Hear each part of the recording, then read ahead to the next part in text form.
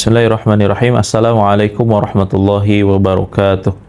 Assalatu wassalamu ala rasulillah wa ala alihi wa sahbihi wa mawalah.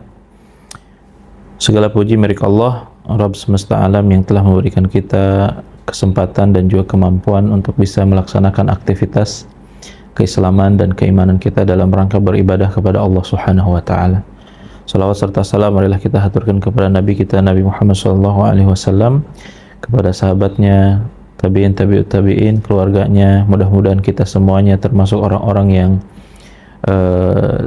mendapatkan ridha dari Allah Subhanahu wa taala dan termasuk orang-orang yang dikumpulkan sebagai umat Nabi kita Nabi Muhammad SAW.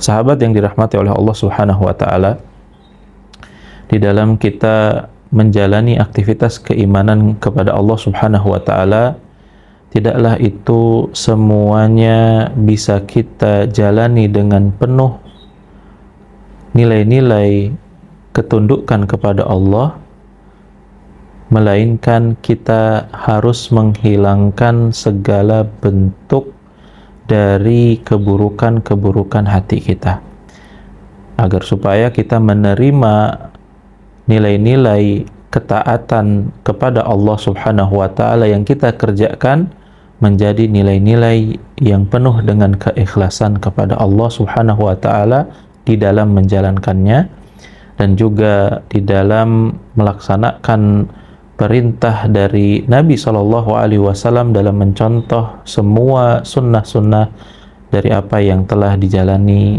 dan dicontohkan oleh Nabi SAW.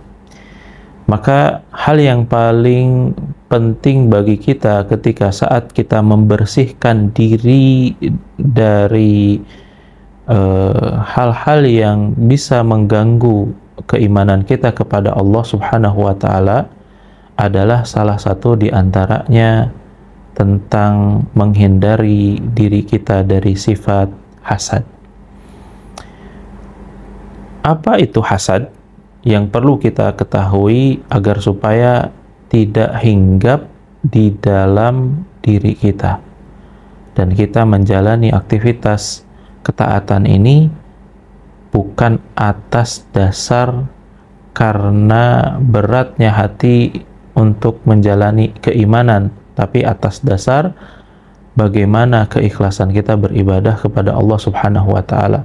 Beratnya hati untuk menjalani keimanan itu adalah sebuah penyakit yang perlu kita deteksi. Bisa jadi ada penyakit hasad yang tidak diketahui oleh kita. Maka oleh karena itu penting bagi kita untuk mengetahui apa itu hasad.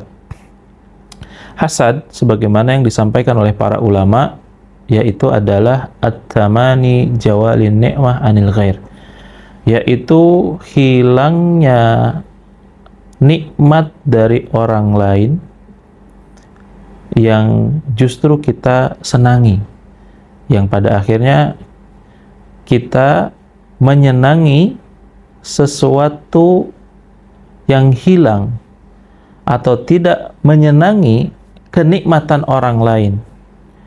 Orang lain senang, kita tuh nggak senang.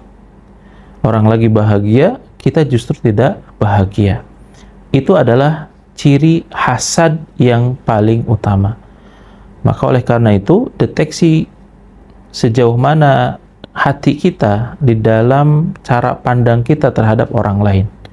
Apakah ketika saat kita melihat orang lain bahagia, mendapatkan karunia nikmat dari Allah Subhanahu wa taala, kita justru senang atau justru tidak senang? Tidak menyenanginya dengan pandangan, tidak menyenanginya dengan wajah sinis, senyum yang tidak ramah, maka terjadi kedengkian di dalam hati yang menunjukkan bahwa ada sesuatu yang berat dalam iman ini, dalam menerima takdir Allah Subhanahu wa taala. Inilah hasad, penyakit yang berbahaya. Bahkan kata Ibnu Taimiyah rahimahullahu taala, hasad itu akhassu tabai. Hasad itu adalah tabiat yang akan mempengaruhi atau menular pada tabiat yang lainnya.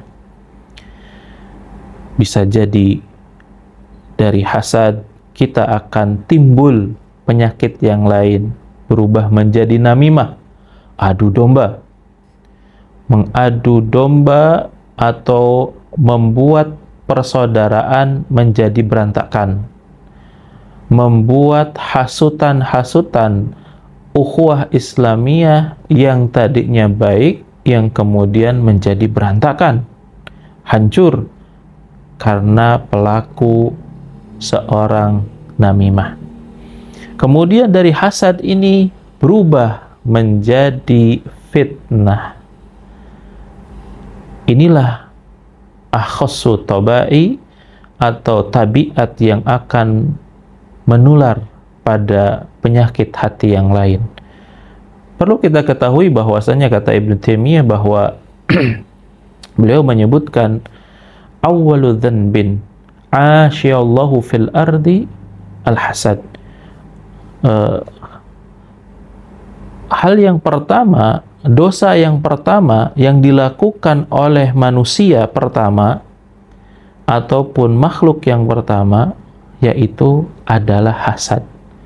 Kita perhatikan bagaimana iblis hasad terlebih dahulu kepada Adam alaihi salam. Kemudian anak keturunan Adam, dosa yang paling mengindikasikan terjadinya pembunuhan adalah karena hasad ataupun dengki ataupun iri hati. Maka inilah yang akan menyebabkan seseorang merubah dari nilai keimanannya, bisa jadi berubah menjadi kekufurannya. Apakah kita tidak pernah membaca di dalam surat Al-Baqarah menyebutkan bahwa ahli kitab, kalau hari ini kita sebutkan di dalam kehidupan sehari-hari kita bermasyarakat, orang-orang yang ahli kitab itu berubah menjadi hafal Al-Quran.